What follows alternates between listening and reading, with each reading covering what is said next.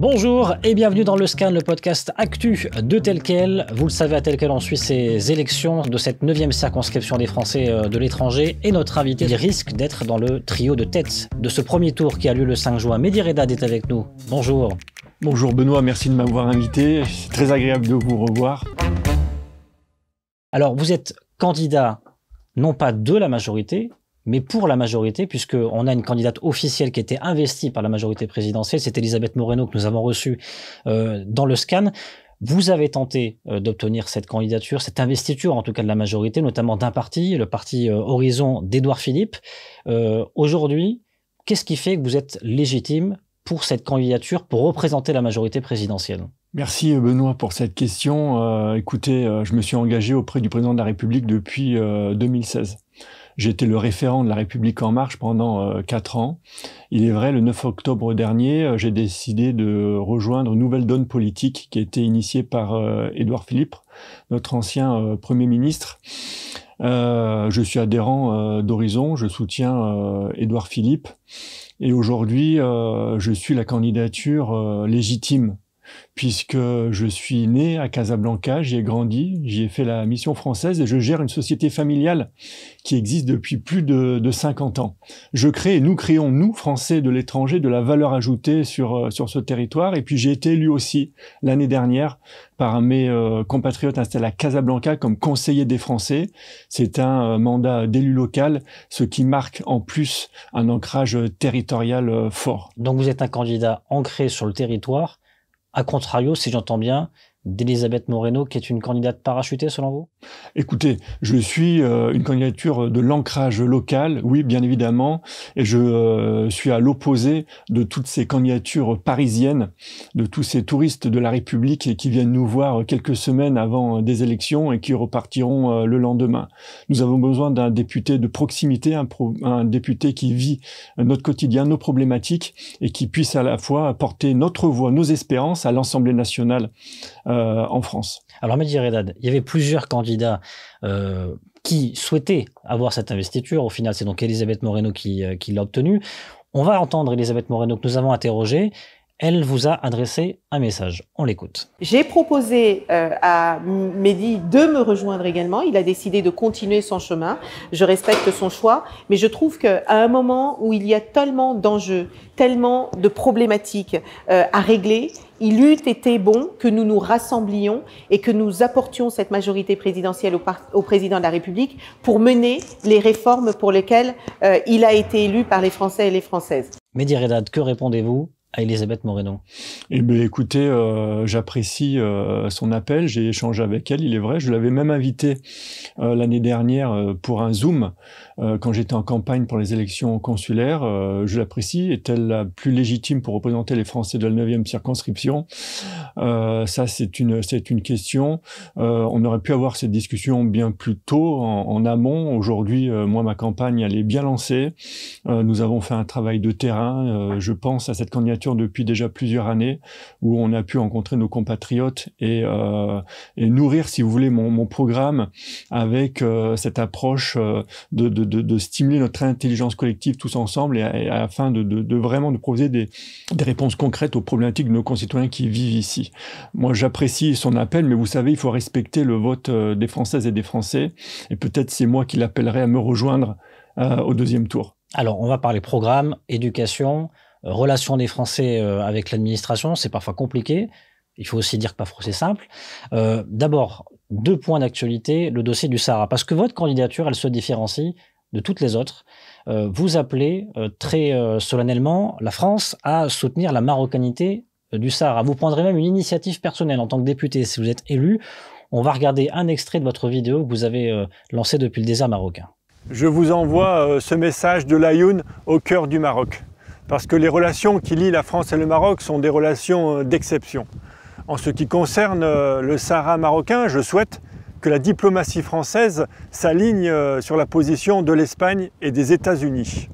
Pour ce faire, je déposerai une résolution à l'Assemblée nationale pour un vote solennel et ainsi sanctuariser les relations d'exception qui nous unissent. Mehdi Redad, cette position, elle est louable du côté marocain est-ce que elle peut tout de même entendre oreille auprès de l'Élysée, auprès de Matignon dans les prochains mois, dans les prochaines années, selon vous? Mais bien sûr.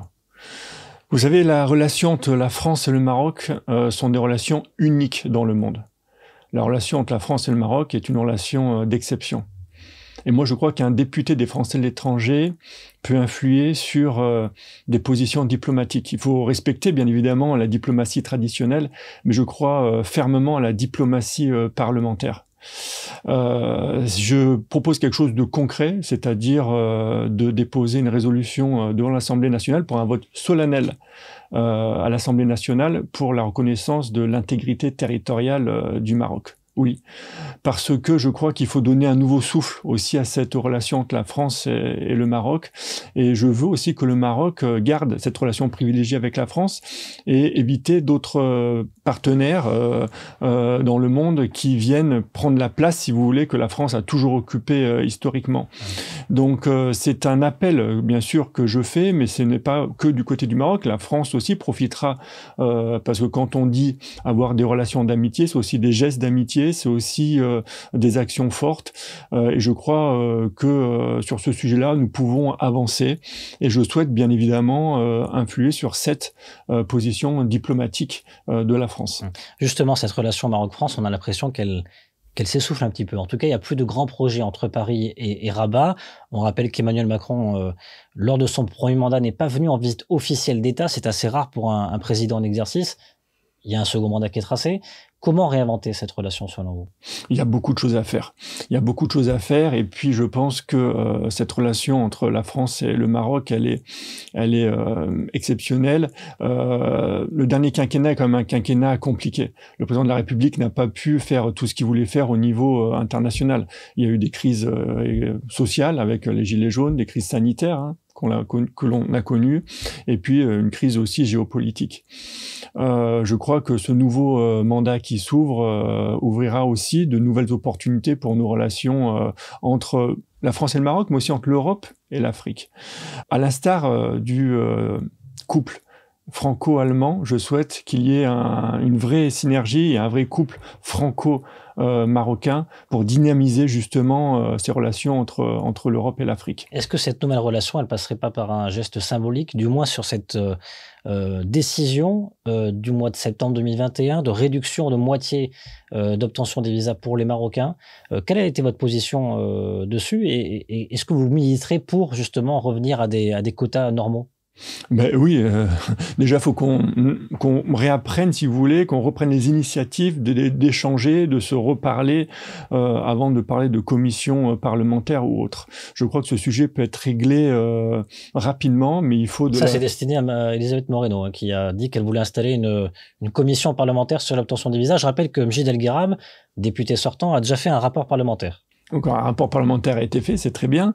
Maintenant, moi je pense qu'il faut ouvrir des discussions et ces visas, c'est un vrai sujet. Un vrai sujet parce que moi au quotidien je suis interpellé dessus. Il faut revoir totalement la politique des visas entre la France et le Maghreb de manière générale et même l'Afrique de manière encore plus générale.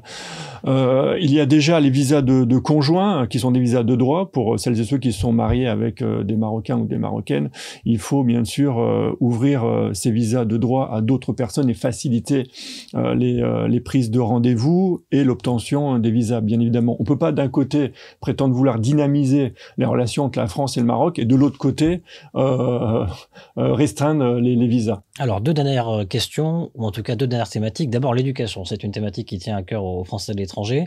Quelle est votre position? Il y a plusieurs candidats qui proposent la gratuité de l'éducation. Est-ce que vous dites c'est une utopie ou est-ce que vous dites que c'est quelque chose qui peut être réalisable? Est-ce qu'on peut réinventer aujourd'hui un système pour les Français de l'étranger à travers une imposition, par exemple, et une contribution plus importante des Français de l'étranger, moyennant justement une gratuité, par exemple, de l'éducation nationale?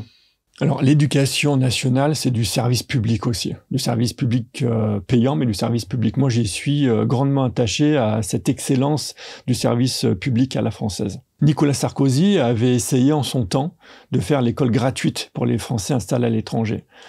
Il a eu le courage au moins d'essayer, et ça a duré 1 année. Et d'ailleurs, la candidate de droite, Naïma Mfadel, propose la gratuité pour les Français de l'étranger, pour les enfants des Français de l'étranger. Alors moi, j'entends bien qu'en campagne électorale, on peut tout proposer pour essayer d'attirer des voix. Si c'était faisable, tout le monde l'aurait fait. D'accord. Nicolas Sarkozy, encore une fois, a essayé de le faire, il a eu le courage politique de le faire, et il n'y est pas arrivé puisque ça a créé de vrais problèmes dans tout le réseau de l'agence française à l'étranger. Le sujet, ce n'est pas ça, de donner la gratuité à tous les enfants de l'étranger. Si c'était possible, ça serait déjà le cas aujourd'hui. Il faut proposer des choses cohérentes, efficace et du concret. C'est-à-dire, l'éducation, c'est 2 choses. C'est d'un côté garantir l'excellence de l'éducation française à l'étranger, et c'est un vrai sujet. Alors, il y a 2 leviers pour faire ça, et moi, j'appuie vraiment sur ces 2 leviers-là. Le premier, c'est de garantir un certain nombre de professeurs détachés de France pour venir enseigner à l'étranger. Et deuxièmement, nous avons des professeurs locaux d'extrême qualité, et je suis pour le développement de ces centres de formation. On en a un d'ailleurs à Rabat, pour former ces professeurs locaux au système AEFE de l'agence française à l'étranger, et ensuite ils intégreront la mission française. Il faut garantir cette excellence de l'éducation française à l'étranger, ça fait partie du rayonnement de la France à l'international. De l'autre côté, comme vous l'avez mentionné, il faut aussi garantir l'accessibilité à cette mission française. Et pour ce faire, il y a déjà un système de bourses qui est établi. Alors les bourses, elles doivent être dirigées vers les plus fragiles d'entre nous, mais aussi nous devons assouplir ces critères pour accéder aux bourses scolaires, pour que les classes moyennes puissent accéder à un certain niveau d'aide de l'État. Donc moi, je suis plus favorable à aider les plus fragiles d'entre nous et les classes moyennes pour les aider à faire face aux frais de scolarité. De dire que les frais de scolarité seront gratuits, c'est une utopie, ce n'est pas possible, c'est quelque chose qui n'est pas réalisable. D'accord. Dernière question, les services des Français à l'étranger, on a parlé de l'obtention des visas, ça concerne principalement les Marocains. Là, parlons des Français de l'étranger, services consulaires, est-ce que tout va bien ? Qu'est-ce que vous comptez améliorer? Qu'est-ce que vous comptez faire? Vous savez, moi, je connais bien ce sujet parce que je suis élu par les Français de Casablanca et je fais partie de ces élus locaux. C'est un mandat bénévole, je tiens à le dire. Bien sûr. Et nous essayons de trouver des solutions à chaque fois envers nos compatriotes qui trouvent des difficultés à accéder au consulat, il faut le dire. Le consulat doit être une mairie, l'équivalent d'une mairie à l'étranger. Le consulat, c'est du vrai service public aussi, et moi j'y suis extrêmement attaché, un service public de qualité, cette excellence de service public que l'on souhaite pour nous, Français établis hors de France. Il faut donner plus de moyens au consulat. Il faut mettre bien évidemment plus de moyens humains, pour nous, notre service public à l'étranger. Je suis pour la dématérialisation aussi du service public parce que de plus en plus maintenant nous sommes connectés et nous pouvons faire un tas de démarches via nos ordinateurs. Je trouve que c'est une très bonne chose, mais il faut aussi accompagner parce que je vois, vous savez, Casablanca, c'est une communauté où il y a 800 Français de plus de 70 ans et ils sont pour certains, un peu détaché de tout ce qui est procédure via Internet, et je suis aussi sollicité par ces personnes-là pour les accompagner et faire des démarches via Internet. Donc c'est tout un système qui a à repenser, et c'est surtout de l'accompagnement que l'on doit faire. Merci Mehdi Redane. Merci Benoît de m'avoir invité, j'espère vous revoir très prochainement. Pour un deuxième tour peut-être. Sûrement. Et un débat. Merci, à bientôt. Avec plaisir, merci.